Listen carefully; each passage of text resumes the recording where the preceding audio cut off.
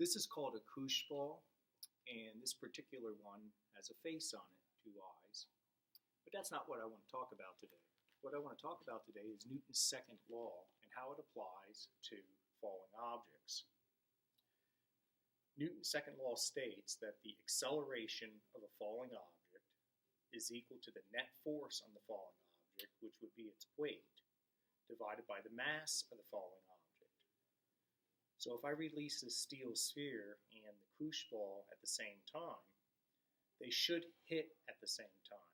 Why? Well, one of these has more weight than the other, but that one that has more weight also has more mass, which means it resists a change in its state of motion. So the quotient always turns out to be 9.8 meters per second squared. This is known as the law of freely falling bodies. Now suppose I connect another Koosh ball to this one, like this. Now, where do I need to release the steel ball so that it hits the same time as the Koosh ball, or approximately the same time, let's say?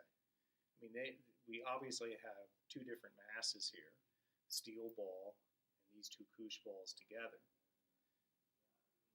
Well, it turns out that you must always apply Newton's second law to the center of mass, or center of gravity, of the object. So in this case, here is the center of mass. So that's where you must think of the net force as acting. So it's the center of mass that's going to undergo the acceleration of 9.8 meters per second squared.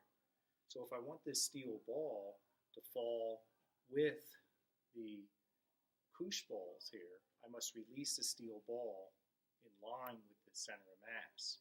Okay, so let's take a look at this. And they would hit at the same time.